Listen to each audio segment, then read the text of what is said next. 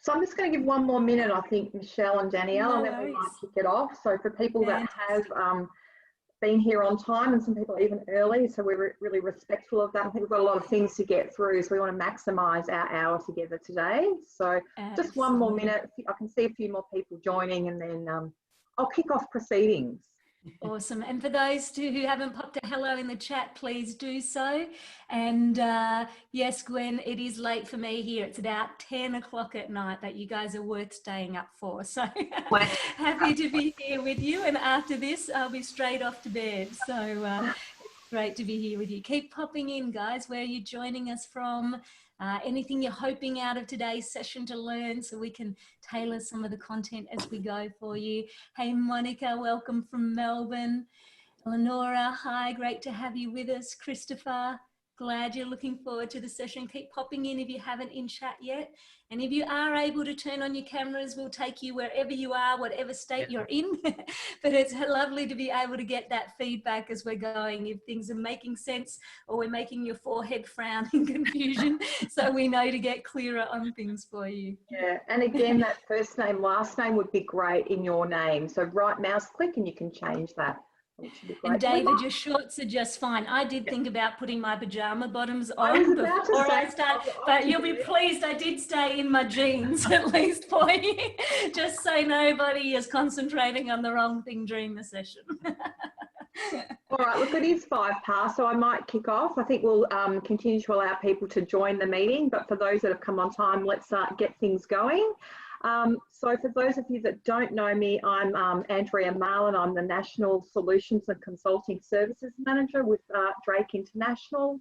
I also have the privilege to lead the Drake Workwise team, which is our employee assistance solution that all sits part of our wellness hub.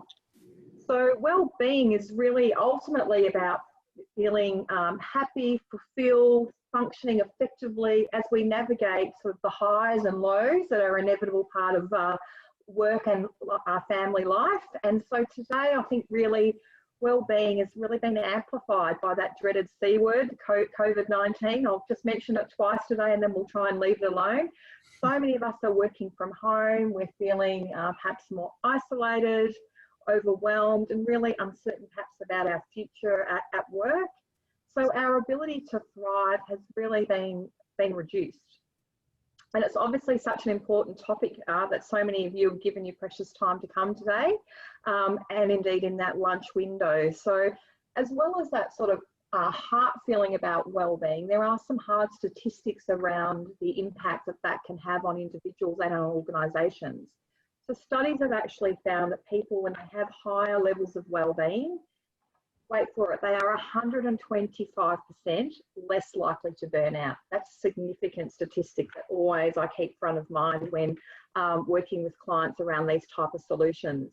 They're 29% more likely to be productive and 46% less likely to experience unhealthy days or sick leave. But in addition to that, workplaces that choose to invest in employee wellbeing and have happy and engaged workers experience on average a 10% increase, in shareholder return, 70% fewer safety incidents, and they're 3.5 times more likely to be seen as being creative and innovative. And again, in these times, I think that's a really important statistic that's always front of mind. We're asking organisations, people to pivot. So if they're feeling better and they have a 3.5% more likely to be able to do that, that's certainly really important. So currently, many workplaces are actually providing some limited support around people's wellbeing, and we'll talk to some statistics around that today. And often it's seen as a nice to have and not essential. So sometimes I see it in businesses as a token gesture. Perhaps there are 1 or 2 small items that organisations are giving to their staff and they're thinking, oh, look, we're taking care of wellbeing. But those items perhaps aren't evidence-based or holistic in nature. And sometimes for some organisations, it's just they're doing nothing because they don't know what to start with. Like, it's such a big beast, what can we do to make a difference?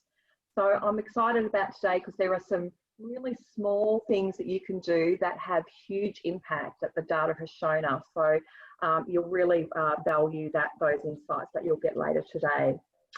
So what we do know is that wellbeing really does need an integrated plan, and ideally supported in a number of different ways from a top-down approach. So just last month in August 2020, the Wellbeing Lab, a partner of Drake, surveyed 1,400 Australian workers. It's very, it was local and current, around how leaders can best support their staff, both now and into the future. So we're really excited to be able to share that data with you today and give you some insights as to how you can equip individuals, teams and organisations to instigate positive change and take ownership and positive steps towards wellbeing. So I have the privilege of working with two well-qualified leading experts in this arena, and so I'm just going to introduce them to you today. They're really highly qualified, so it's very exciting. Dr. Michelle McQuaid, many of you met as you were joining in the call today. So you are sought around the world for your playful approach to translating cutting-edge research into positive psychology and neuroscience into practical actions. So Michelle, you've really been helping people and workplaces to thrive. You're a best-selling author.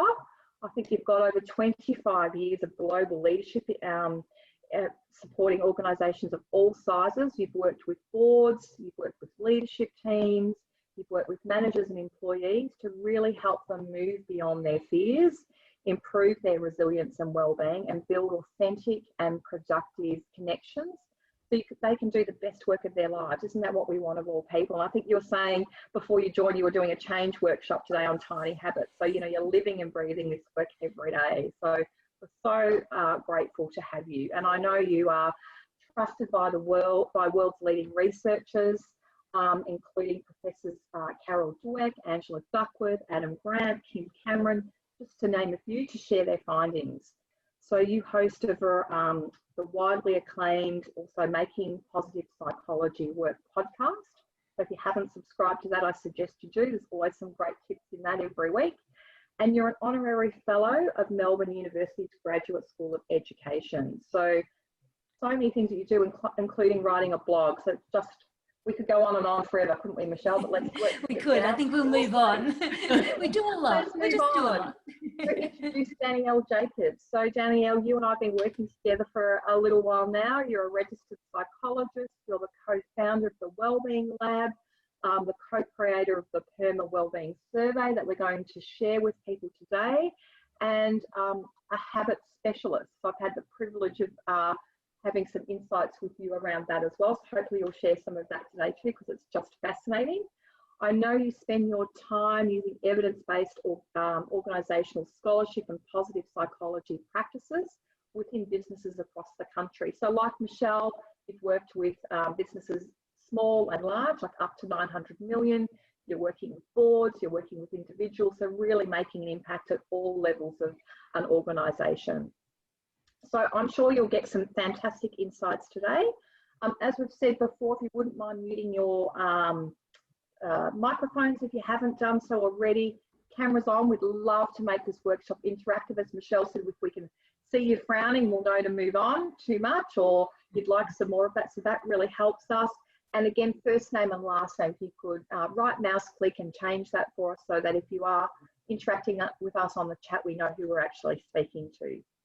So now to the structure of this session today. So first of all, we're going to hear from yourself, Danielle, and you're just going to talk to us a bit about how to thrive in the face of constant change. So we'll see what it takes for workers not to just survive during times of constant change and disruption, but instead how we might actually be able to thrive amidst the chaos we find ourselves in at the moment. I think you often say, when Armageddon hit, how can we survive that?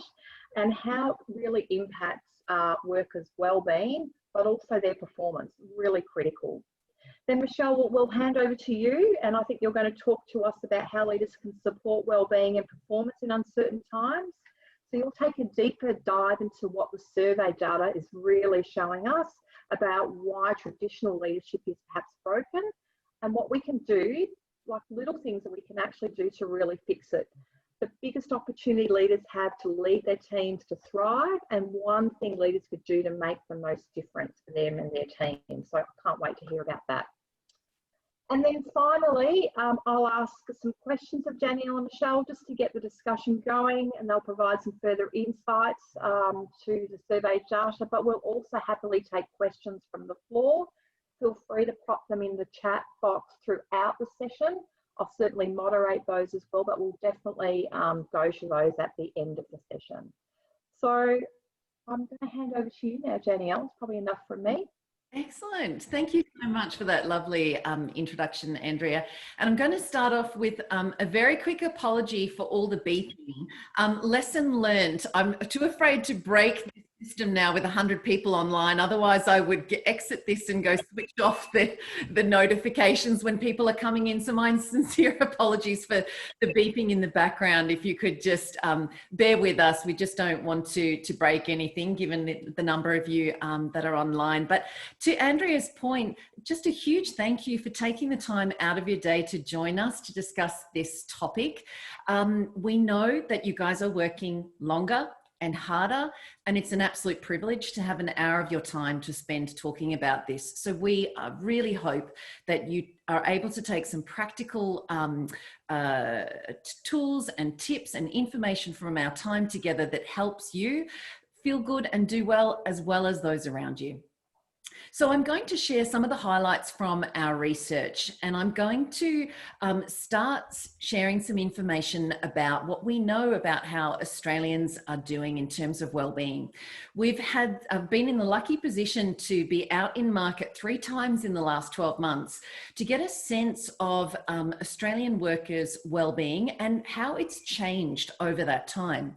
We were out in market in December, then again in March, and most recently in April, and that's given us a really interesting capability to look and see the changes that are happening in just months, especially between even in December and March. We already saw some changes happening in that space, and we've been able to see since stage 4 lockdowns and a whole range of additional changes, how that's impacted people's well-being. Neil, I'm just going to jump there because it's August, not April. Sorry, hun. Sorry, August. The last time was August. Sorry.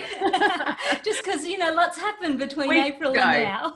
Thank you. Thanks, Shell. So yeah, we've had a lot that's changed in our life during this time, and exactly how it's changed for all of us have really been hugely influenced by our work and personal circumstances.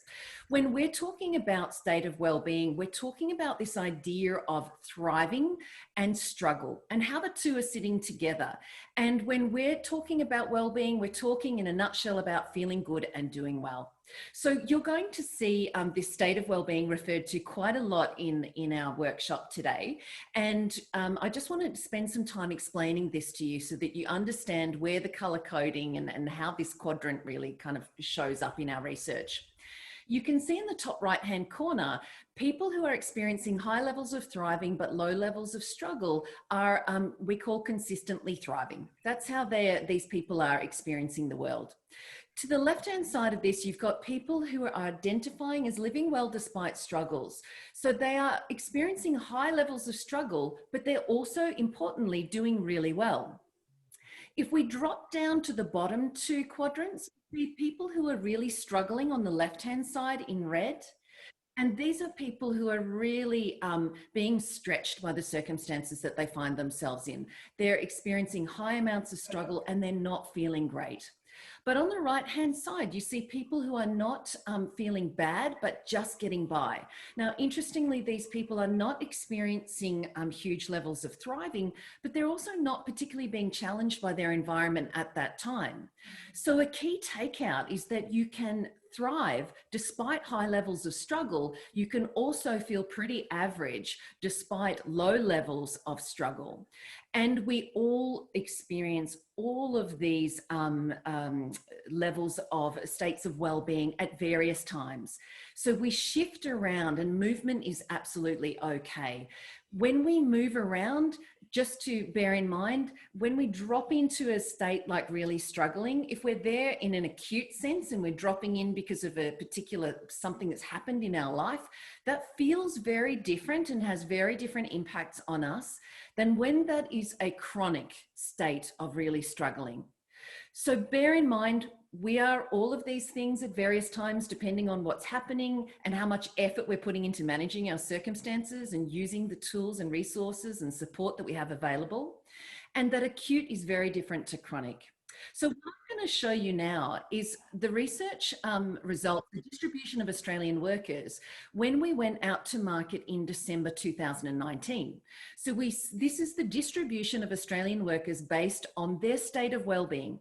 You can see 14.7% demonstrated or thought that they were consistently thriving. 41.7% said that they were living well despite struggles.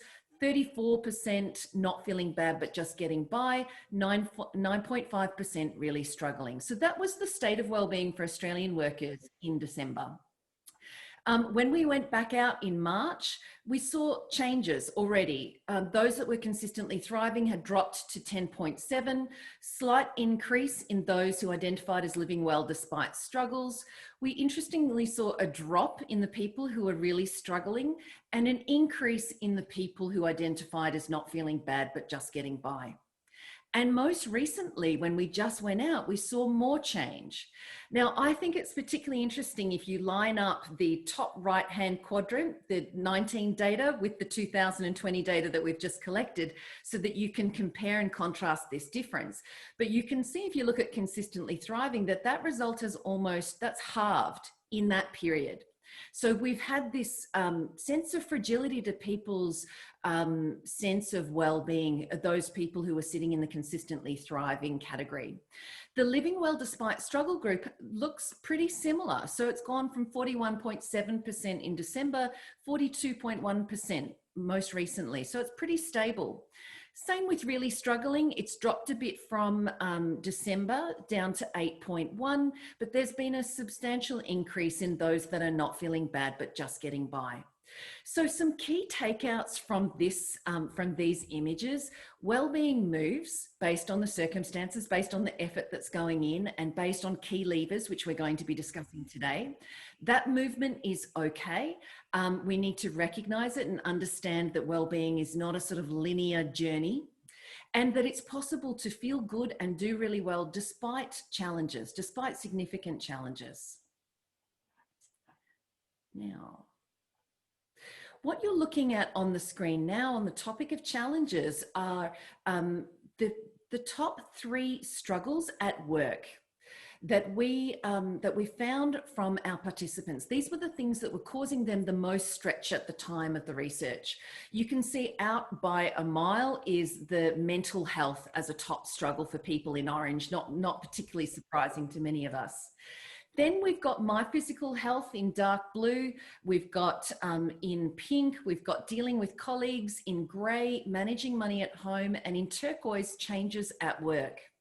Now, the reason that it's important to understand what's causing people struggle is that one, struggle's gone up substantially, not surprising given our circumstances and the challenges that we've all faced. But what causes people struggle varies depending on their circumstances. So people who are parents, who are teaching kids at home, or who are managing and caring for elderly parents are having a very different experience. People who work in different sectors are having a different experience. People of different ages. So it's important to understand that what connects us all is that many of us are experiencing more struggles. Those struggles are dependent on the environment in which we work and live. And we need to check in and understand what is causing people struggle so that we can help them.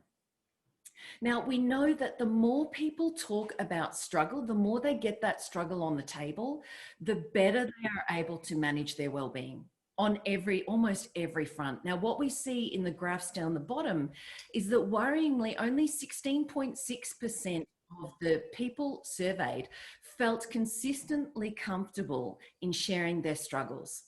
The 51.3% is the percentage of the participants who felt sometimes safe to share struggle, And again, worryingly, 32.1% of participants said that they were not feeling safe to share struggles at work. Now, the more we share struggles, the better we are able to connect, rally support, the better our results in terms of engagement, performance, our ability to manage our well-being. So that is really key. The struggles are just a sign to us that something important is happening and needs our attention. And the first place of getting better at struggling is acknowledging it and being able to acknowledge it in a safe environment at work. So you can see that there is an absolute link between employees' feeling of safety in sharing their struggles and how well they do from a well-being point of view, how well they are able to navigate the natural ebbs and flows that we all experience at home and at work. And this is particularly important for people who are really struggling or people who are not feeling bad just getting by.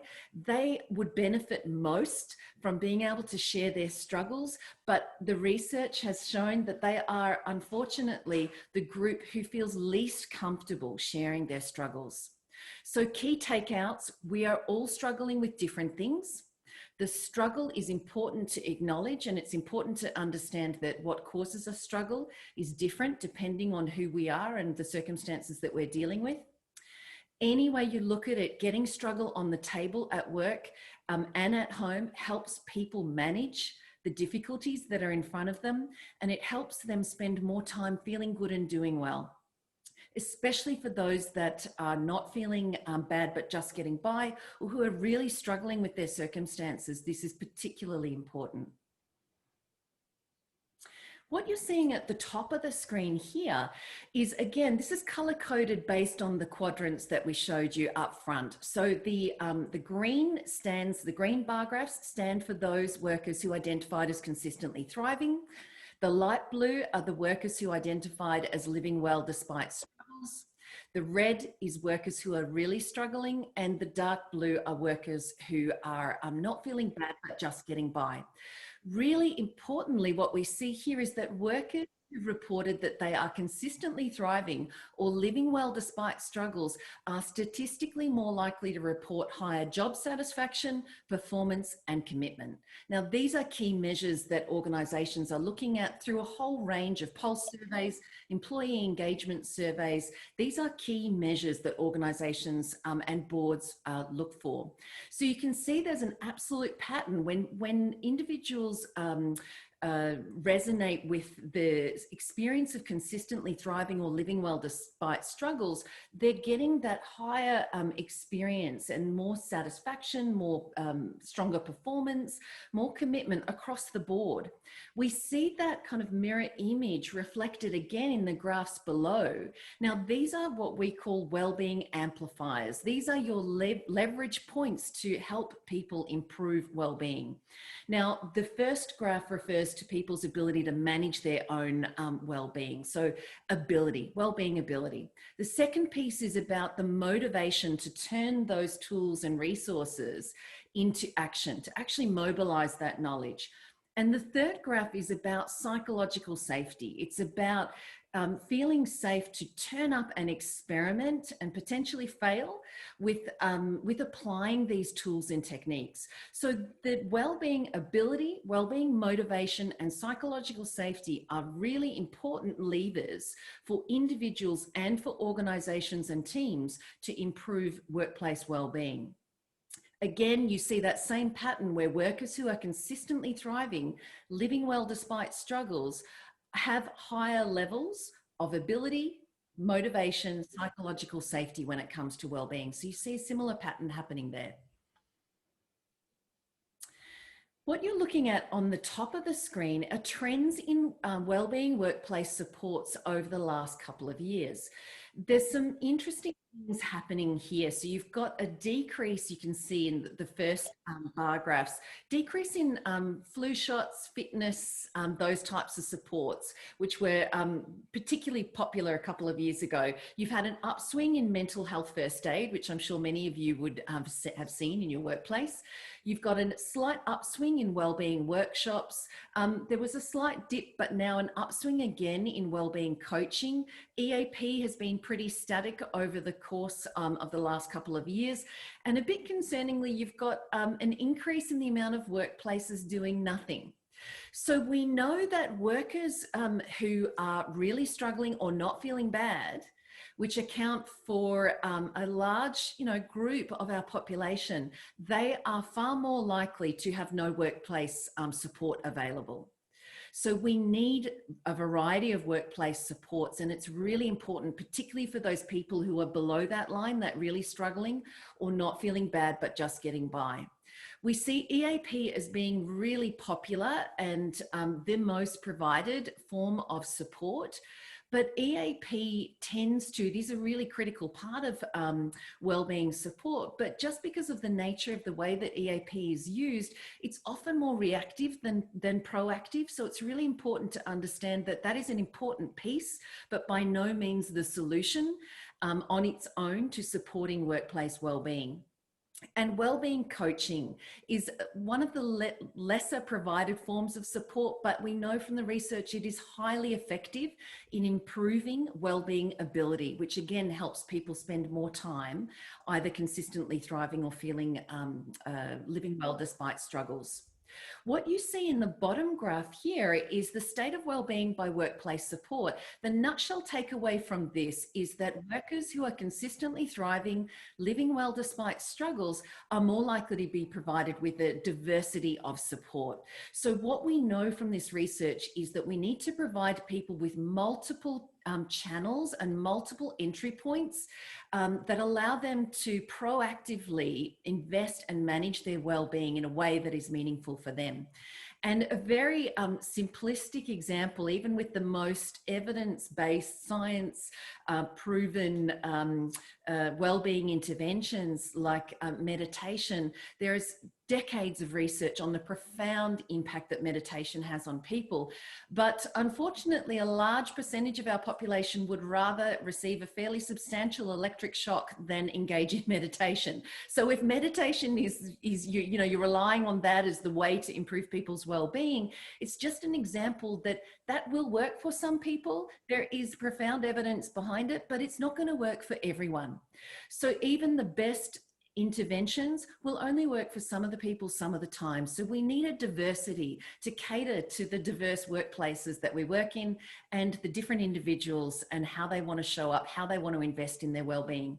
So HR teams just need to be conscious that EAP is really critical, but we need to provide a diversity of support. So how are people able to enter this well-being journey at a place that is meaningful for them?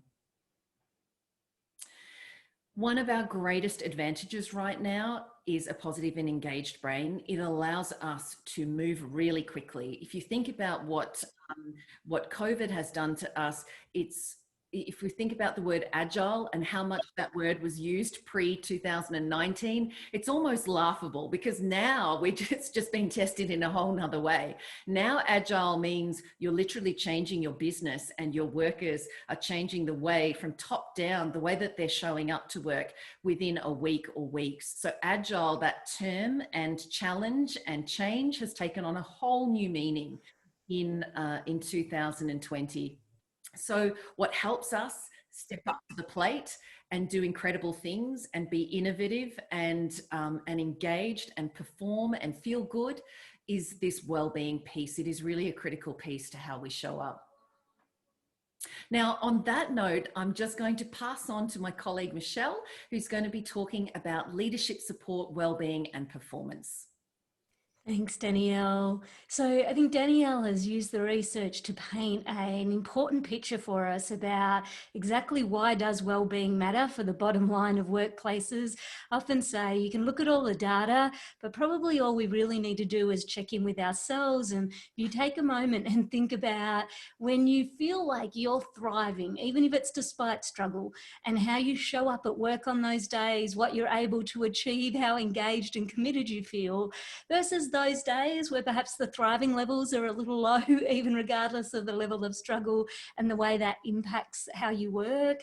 The case for supporting wellbeing in workplaces, I think, for most of us, even at a sample of one, is a reasonably lived experience that we can all relate to. And as Danielle's touched on, because wellbeing will ebb and flow for all of us, no matter how good the workplace support, our wellbeing's meant to go up and down. It's actually healthy for a bit of ebb and flow, so that as the world around us changes, it's sending us, our wellbeing gives us those signals about, oh, I do feel a bit more struggle right now. How do I need to pay attention, and what might I need to show up and do differently? And then we'll have those times where we feel like we're flying along, it's all working. We want to pay attention then to, well, what's working right now? How do I hold on to this and do more of it? So if wellbeing's ebbing and flowing, but we know it's worthwhile still investing from a workplace perspective because we want people to have more of it, how do we measure success? And that's where, as Danielle touched on so beautifully for us, those wellbeing amplifiers, the ability, the motivation, the psychological safety are the wellbeing capabilities that we're missing in many workplaces, right? We teach our workers how to balance a budget. We teach them technical skills around their roles, but how many of us have actually taught them how to have the right levels of wellbeing ability, motivation, and psychological safety, so that as context around them changes, as it has so much this year, they have the resources they need to draw on to navigate that changing shift. And that was what was so interesting in those people who were living well despite struggle. You might recall Danielle showed us, you know, December 2019 and August 2020, that number had not really changed. And the other big aha for us was looking at their results around things like their ability and motivation and psychological safety. Some of these factors we call PERMA on your screen we're going to come into now, for people who are living well despite struggle, so high in thriving, high in struggle, because they had those significantly higher levels of ability, motivation, and psychological safety, even as this year has thrown everything at them, their levels of well-being overall have really not changed very much. And that was such an interesting aha for us, whereas our consistently thriving people, remember that had dropped by about 50%, and our not feeling bad getting by people had gone up. And so when we look, where did those people go? They mostly kind of dropped straight down the chart because their levels of ability, motivation, and psychological safety to navigate struggle were just not quite where they needed them to be. So how do we build these levels of ability, motivation, and psychological safety? You know, Danielle just explained that well-being is our ability to feel good and to do well. And that sounds so simple, but what practically does that allow us to work with? And so there are many theories to answer that question all over the world. And one of the most popular is proposed by a professor I was fortunate enough to study with, called Martin Seligman from the University of Pennsylvania. And Marty is seen as one of the leading wellbeing researchers in the world. And he suggests that in order to feel good and do well, to have those higher levels of thriving, what we want to be building ability and motivation, have those opportunities for psychological safety to experiment and talk around with each other, are our levels of positive emotion.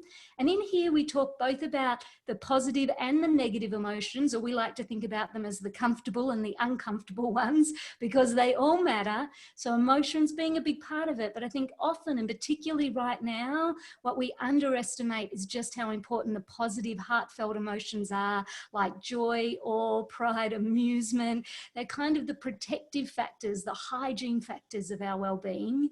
Engagement, the chance to use our strengths, the things we're good at and enjoy doing each day as we go about our jobs. Having good relationships, I think we've all learnt the value of that over 2020. Meaning, having a sense of purpose, that what we're doing is making a positive difference to someone somewhere, even if that's just the person, well, they used to maybe be sitting next to us, they might be at the other end of a Zoom line now. Accomplishment and grit, the ability to achieve the things that matter most to us, and our physical health. And so often we find it super helpful in workplaces to have a framework like PERMA is what we describe this as in the research, to be able to help workers and leaders understand, well, practically, how am I going to care for my well-being each day?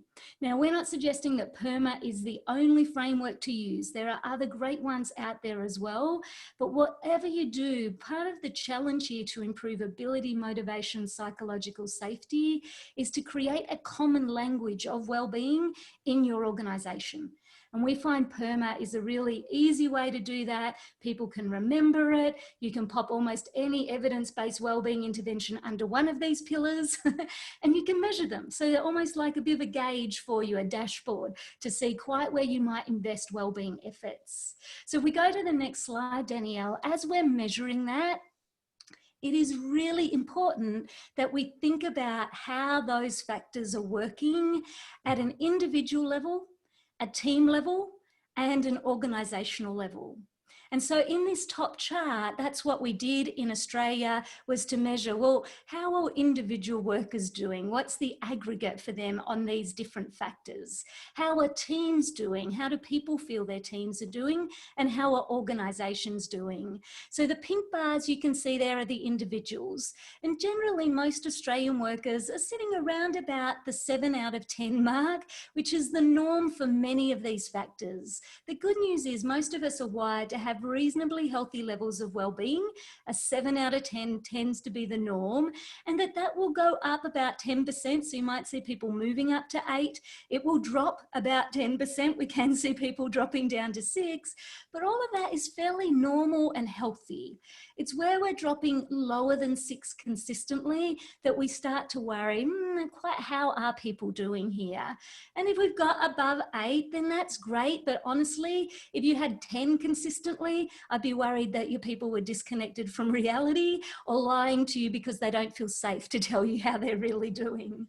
So what we can see here in the pink bars is that for most Australian workers in August, despite everything that has been going on in our world, most individuals are telling us they're still doing overall okay across those factors. The green bars, the teal bars there in the middle, are how their teams are doing.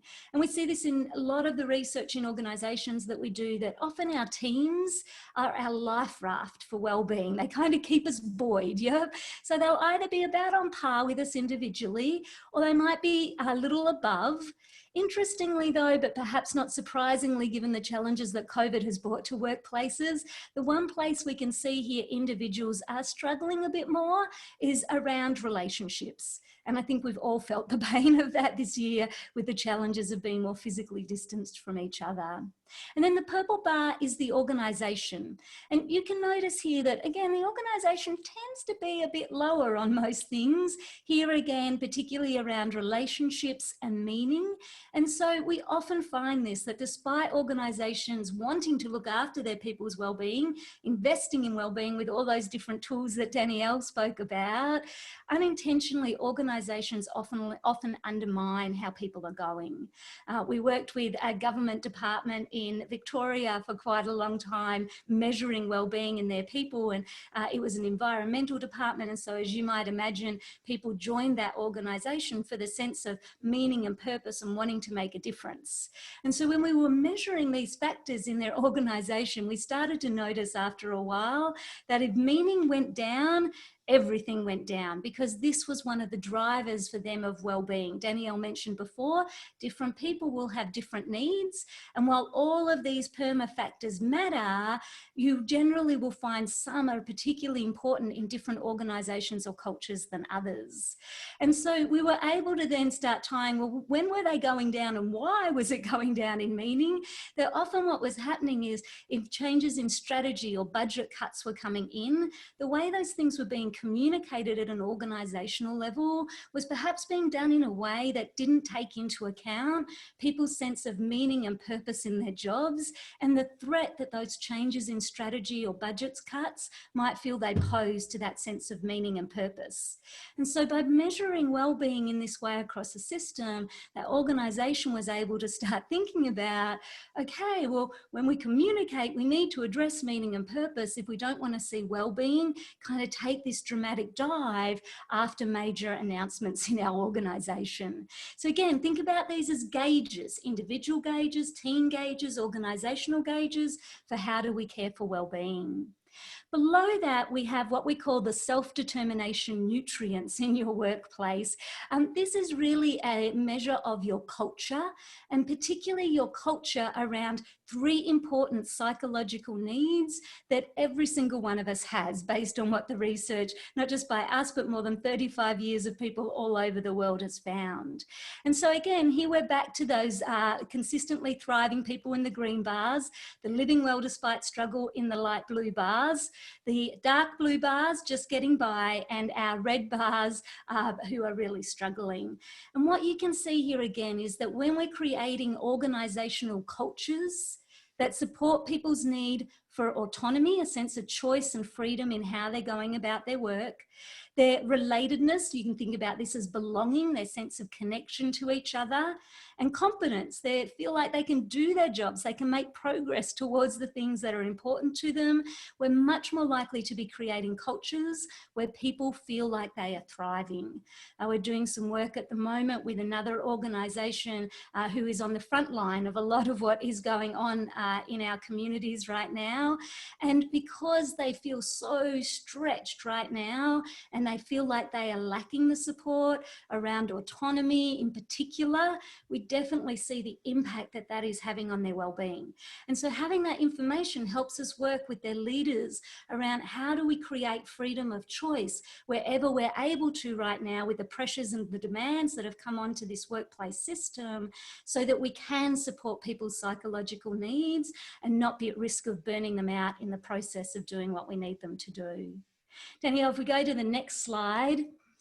So where's the low-hanging fruit in all of this? Look, more than anything else, what you need to know here when it comes to positively impacting well-being across your system is that your leaders are your most contagious people.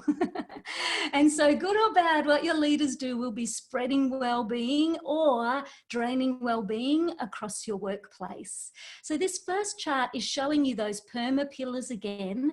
And in the dark blue bar, we have workers telling us that their leaders rarely showed care for them at the moment. Yep, so again, this was early August. The grey bars are telling us that their leaders, they sometimes showed care, and the teal bar is saying the leader often showed care. And what you can see very clearly is that statistically, where leaders often were showing care for their people, well-being was significantly higher on every single PERMA pillar.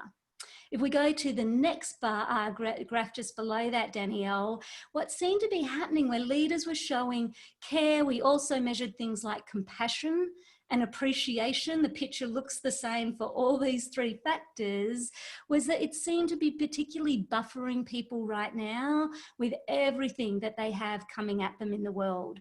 And so this bottom chart is just looking at the impact on post-COVID performance, where leaders are showing care, compassion in the middle, and appreciation in the very last set of charts. Again, the dark blue, they're showing it rarely.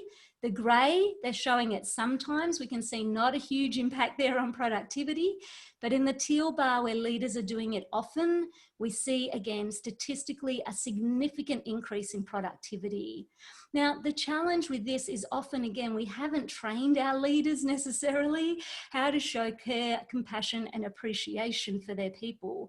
And while that might seem really straightforward, if you ask most leaders, they'll probably tell you that, well, yeah, but I feel a bit awkward. I'm not sure how to do that. What's the right way to express that? It's hard when we're on Zoom and nobody wants one more call that they've got to be on. And so thinking around how right now do you communicate, support, train, coach, mentor, buddy, whatever's the right mix for your workplace to help your leaders, number one, understand how can they authentically show care, compassion, and appreciation for their people. And then secondly, reassure them they need to be doing it often. Yep, rarely, sometimes, not going to cut the improvement in productivity you probably need right now while everybody's feeling a bit more worn out and tired. But if they can do it often, you will see some significant impact, both in terms of productivity and well-being. So Danielle, let me pass it back over to you. Thanks, Michelle. And I think that Andrea is going to throw open to Q&A, I Yeah, suspect. I'd love to ask some questions, I guess, to get people started. So please feel free to raise your hand or pop a question in the chat there. I'll certainly be moderating that. But I'd love to actually have the opportunity to ask Danielle and Michelle some questions. So, and some of these have come from some of my clients. So I don't profess to have all of these questions as my own. But Michelle, the first question for you is, a lot of clients have said to me, so that first lockdown, balancing sort of well-being and productivity and workloads was much easier than in the second round. The second round became so much harder. We didn't know when we were coming out of it. There was just all this other stuff going on for people, and the pressure from businesses to balance more of that productivity and workplace outcomes with the well-being became more challenging. So I just wonder, given what you've talked about there about compassion and the data that you've seen there, do you have any advice or thoughts on the trends that you've seen, or what other HR professionals on this call could be doing? Because I know many of them have got this challenge. Look, I think it's really important just to think about what we've asked of our people this year, right? I mean, first lockdown nationally, it was like we suddenly asked everybody to run a marathon that nobody had trained for, right? And in many cases, kind of no sooner were they finished and like panting and dying across the finish line with us, than in some cases, and particularly in Victoria, we've said, hey, you've got to get up and run a whole nother marathon again. So people are understandably, emotionally and physically tired right now. Right? It's been a heck of a year. There's been constant uncertainty, constant disruption to navigate. It's been hard. And so as workplaces, I think we need to acknowledge that. We need to set our expectations realistically. To the extent we can give people some space for rest and recovery, then we absolutely should. We're not machines. We're not made to go all the time. And it's amazing, actually, just a little rest and recovery, how much we can come back on the other side of that with renewed levels of energy. Of course, that's not possible in every workplace, right? Like our frontline workers are not getting any gap for rest and recovery for some time still to come. And so in a lot of the hospitals we've been working with, there's that real fear of burnout, compassion fatigue, things like that. One of the things we actually find in the research is it's less likely to be compassion fatigue for some of those workers and more likely to be passion fatigue. And this is an important difference. You know, sometimes we find that what we're doing feels so important in our work, it feels impossible to switch off to get any of that rest and recovery. But the reality is, to the extent we can create even mini breaks, you know, wherever we can, to give someone a day here, a couple of days there, to just let them switch off and be, it does us and our workers no long-term favors to let people be hitting that point of passion burnout.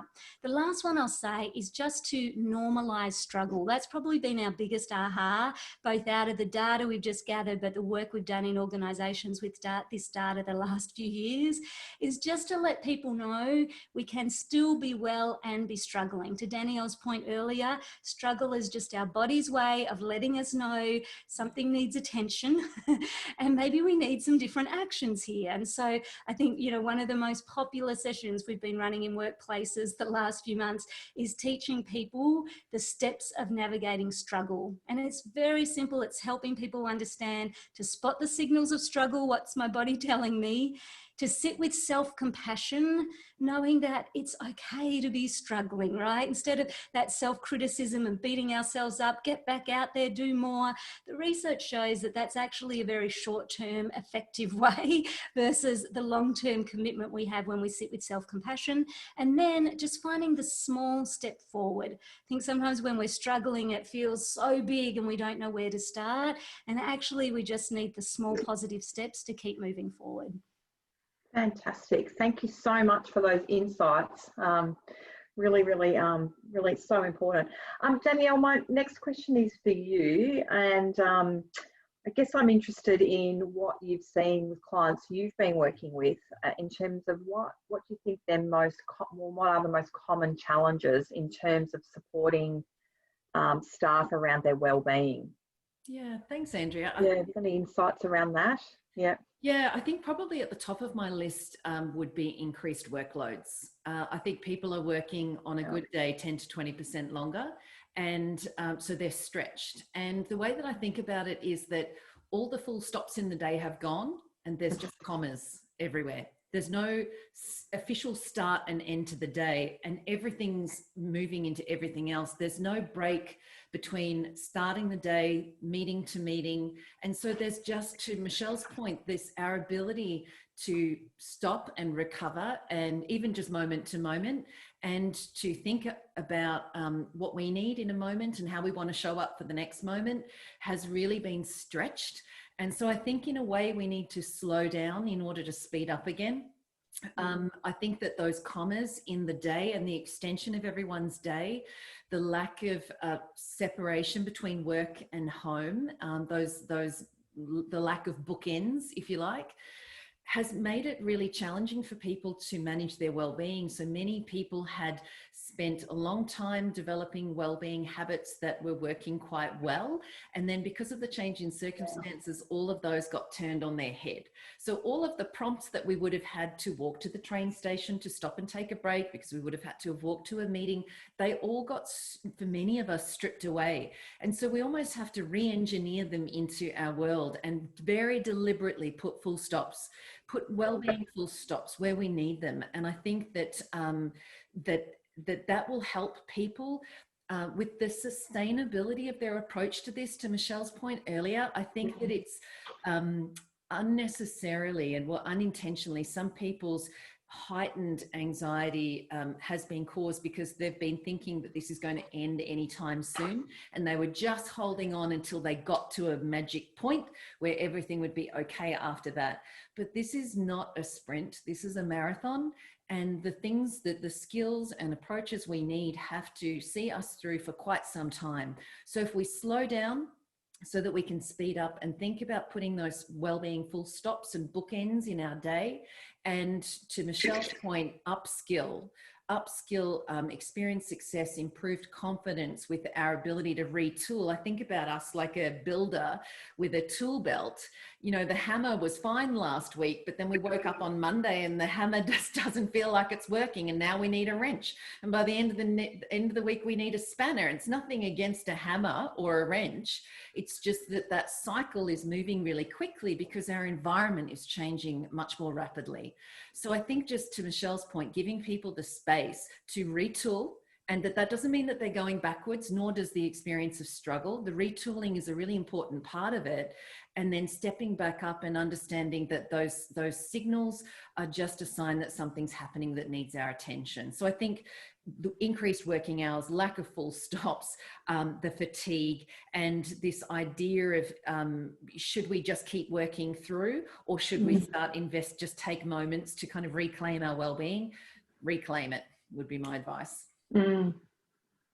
Thanks, Danielle. I've actually got an interesting question there just on that last comment you've made from Melita. Perhaps we'll take that from the floor now. Oh, and it's just, we've got another one there. Let me just scroll back up a bit.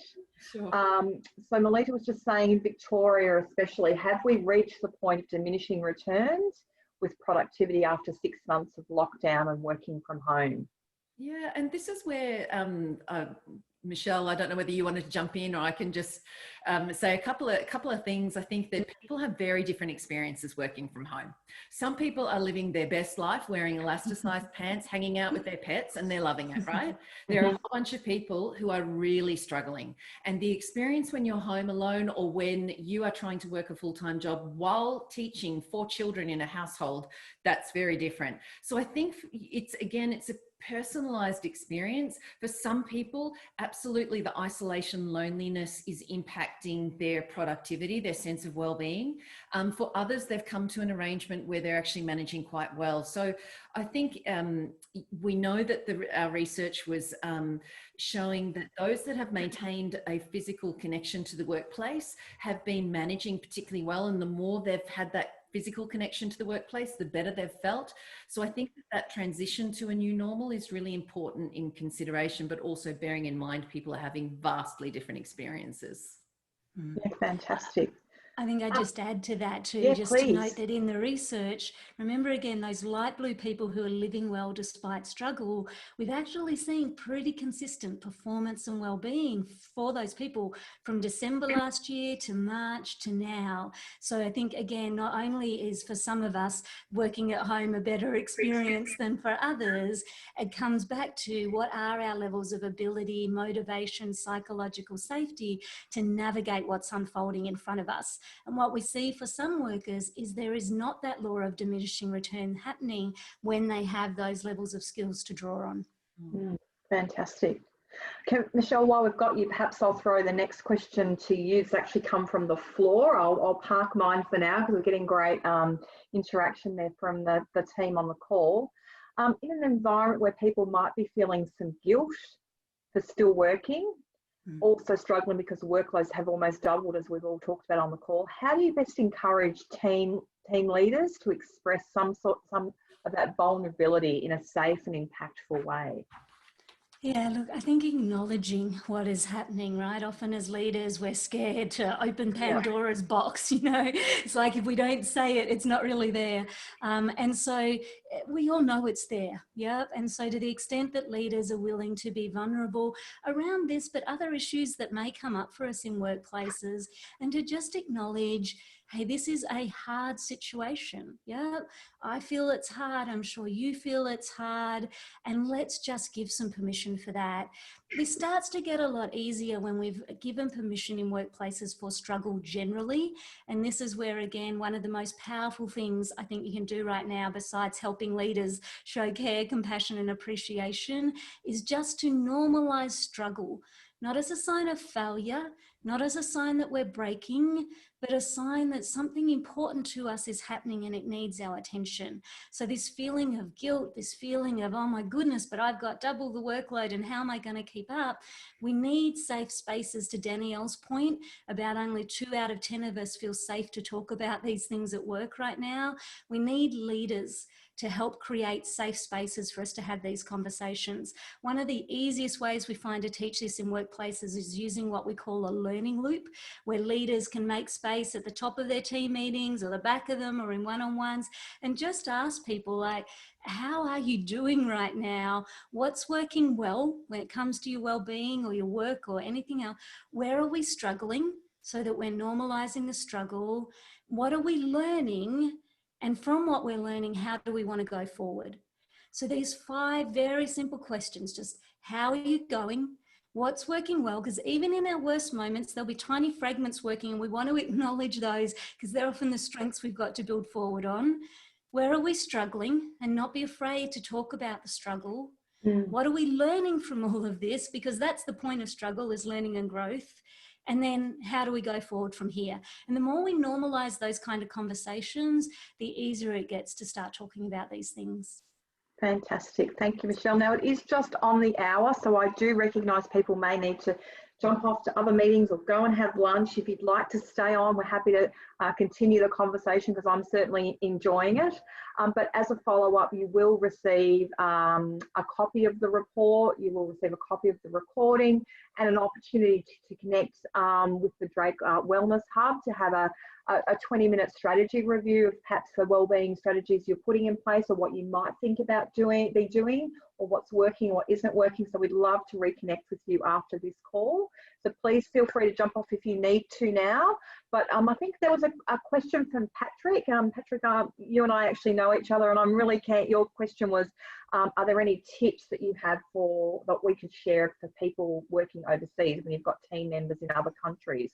Yeah. So, Michelle, I know you've done a lot of talking, but given you are sitting in Canada, I think it makes sort of sense to throw that question to you. How have you been sort of managing that, even from a personal perspective? That might be Yeah. And look, we have a team all over the world. So I'm in Canada. One of our other team members is in Los Angeles. And so not only with COVID, of course, in the US, but the presidential election going on there. We've got other team members in New Zealand. And so, we're a very international team and have been wrestling with this. Look, the same challenge, right? Part of it is recognizing each country this year year has had slightly different contexts. For a while there, Australia was all out and free, and we were still in severe lockdown in Canada. So the idea of being able to go out was very strange. We had masks here introduced before you guys did in Victoria. We still don't have restaurants open. So when we hear team members in Queensland who are going out for dinner, we're like, what? How does that even work? So just recognizing, and I think, COVID has been in some ways a great equalizer, because we were all struggling around some version of the same thing at the same time. But the reality is, even outside of COVID, everybody is having some different levels of struggle, at least most of the time in their world. It's just not so visible or universal to us.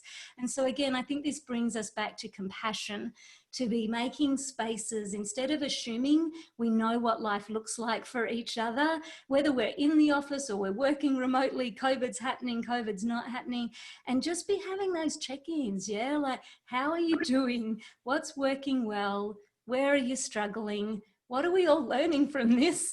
And how do we keep going forward? The more that we can have that sense, the easier it is for us to stay away from assumptions, and the better to use our curiosity and our generosity to take the time to understand what life and work looks like for each other.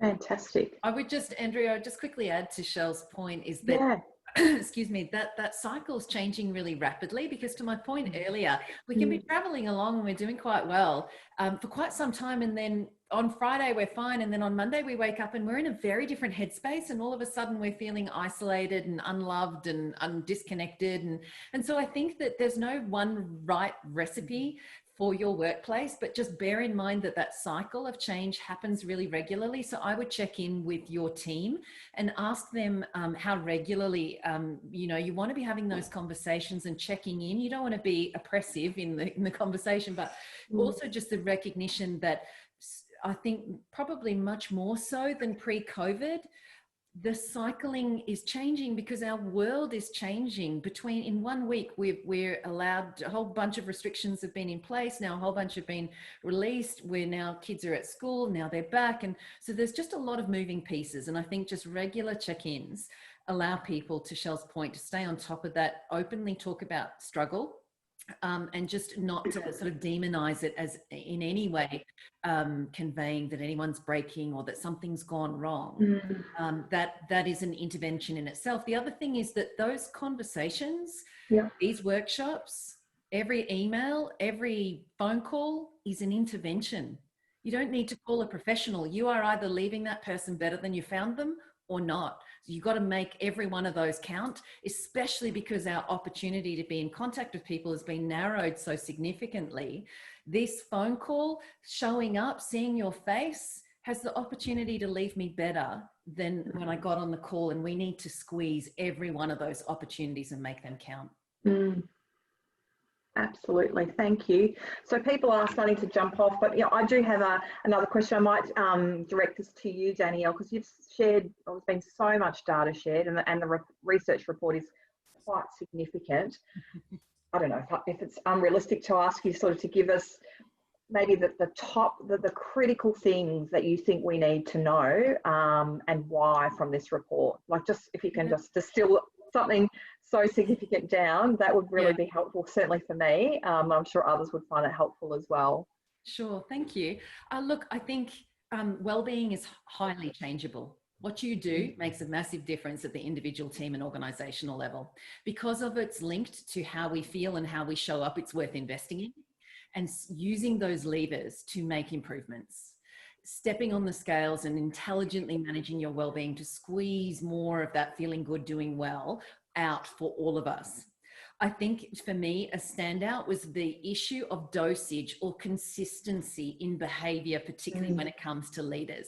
It's not enough to throw a Friday night drinks if you've been behaving poorly during the week. Consistency is key. I have less mental bandwidth to play powers of prediction about how Sarah's going to show up.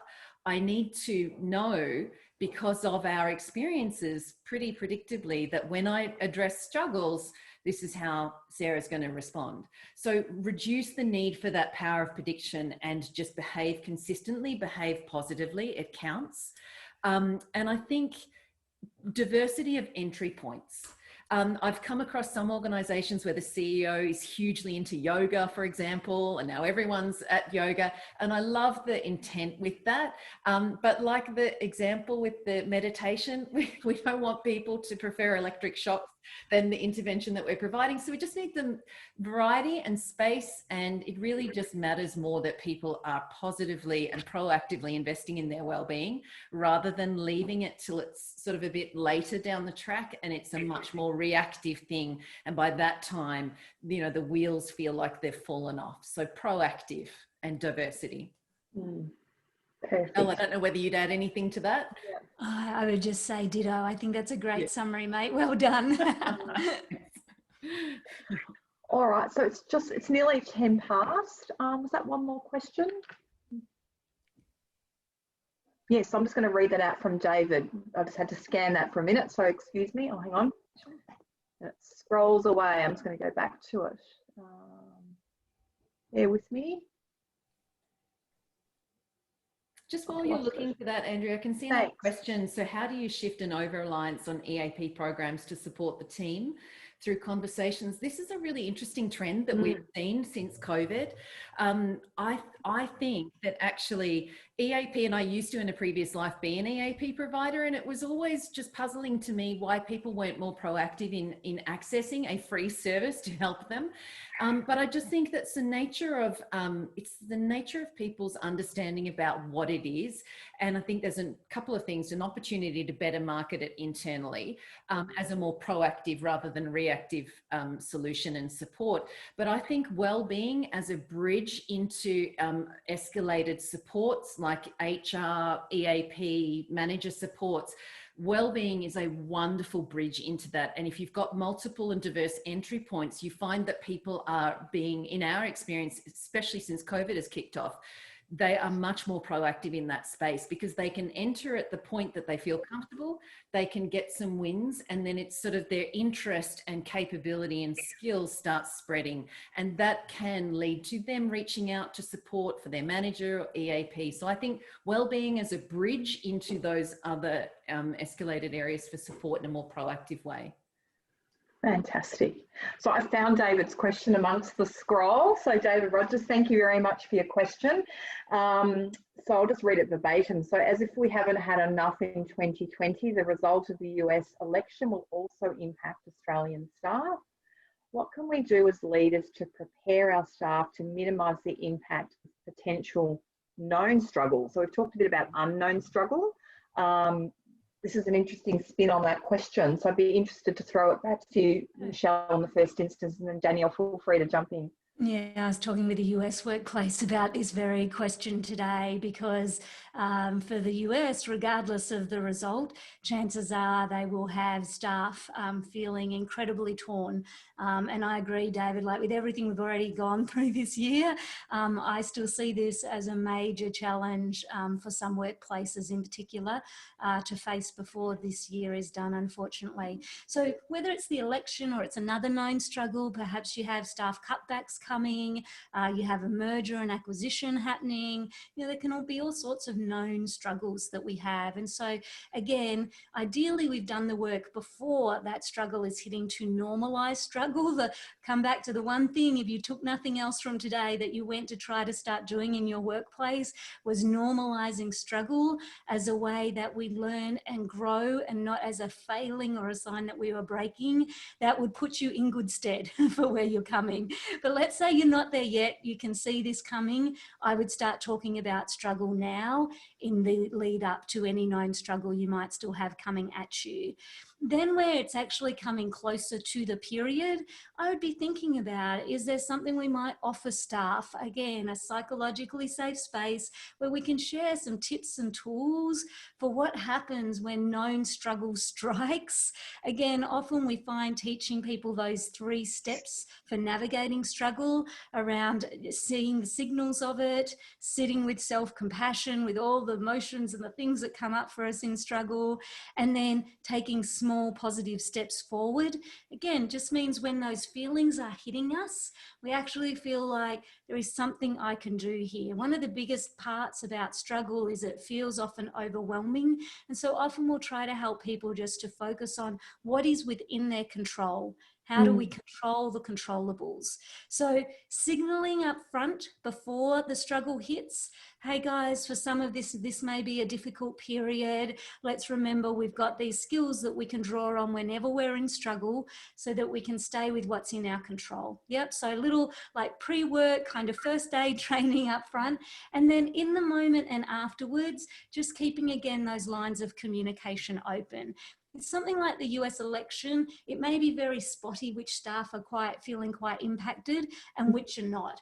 And so it may not be something that every leader in your business feels a need to have a chat about within their teams, but you may want to keep creating some safe spaces to say, hey, we're going to do some lunch and learnings. If you're feeling a little overwhelmed right now, we're going to have some spaces where we can talk about kind of what's happening together and how we go forward in our world from here.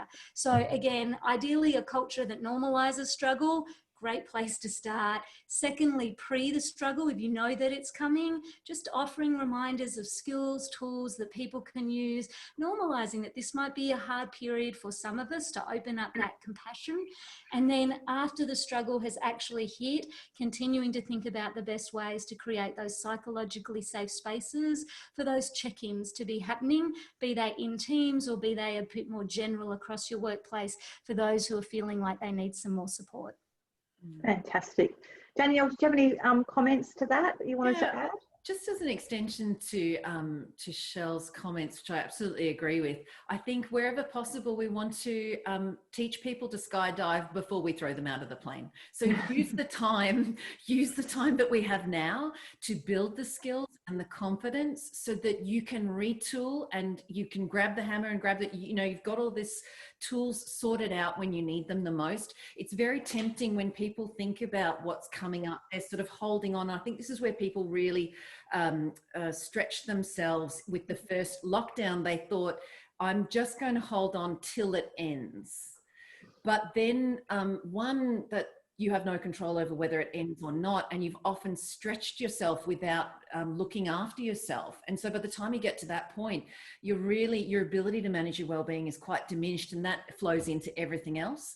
So I think not thinking about these hard ends, because the hard ends are not as hard, and really the people that we're looking to for certainty themselves don't have certainty. So don't plan for the hard ends, plan for the marathon, not a sprint. Learn to skydive before you jump out of the plane, and use this time wisely to invest in skill building, confidence building when it comes to well-being, to Shell's point, getting the struggle on the table. And I think also just another one is get specific with your language, because the more gritty you can be, the more granular you can be, the better you're able to deal with whatever emotion you're feeling. So guilt is very different to frustration. Frustration is very different to anger. Anger is very different to sadness. So we need to be able to understand and describe what we're experiencing so we can grab the right tool and have the right conversation and reach out for the right support. So helping people to get more granular, I think, helps channel them also into the right supports for them at the right time. Fantastic. Great insights, and almost on cue answering or speaking to Edwina's comment that she popped in the chat channel there about having that toolbox available to you. Yeah. So look, we might leave it today because it is 15:15. I'm mindful of everybody's time. I'd love to thank yourself, Danielle and Michelle, for giving so generously of your insights, how those insights manifest themselves in the real world. So it's not just research, you've really brought that to life for people. I'm sure people have walked away with some great tips and tricks and things that they can think about, things that they can perhaps implement straight away and do differently in terms of helping worker wellbeing as we say, at the team and organisational level, and at the personal level as well. So thank you both so much for your time. In terms of next steps, as I said earlier, we will be emailing you a copy of the report, which I'm sure you'll all be excited to have a deep dive into. And then there's an opportunity to connect back in with us and have a strategy session and a check-in as to how are your businesses doing in terms of your wellbeing strategies. Would you like to know some more? Would you like some more information about case studies? So we'd love to continue this fantastic conversation even further, because I can see lots of people are dying to stay on and connect with us. So we'd really welcome the opportunity to do that in the coming days. Yeah. So thank you so much. Any last comments, Michelle, Danielle, before we let people have some lunch? Well, I would just say a massive thank you for the opportunity to come and talk about a topic which we feel really passionately about and which we see in practice daily in different organisations. For people to take out an hour and almost a quarter of their time to talk about this topic is, particularly given that we're working longer hours, is a huge investment, and we're incredibly appreciative. And we hope that you can head into your work day with some more knowledge and confidence about what to do next, and know that you yourself as a sort of key sponsor of these types of activities within workplaces, as someone that is continually role modeling these practices within your environments, home and at work as well, that you have the supports as well, so that we can, as a group, as a community, support you to do good work. So yeah, just a massive thank you for the opportunity, and thank you for your commitment to the topic.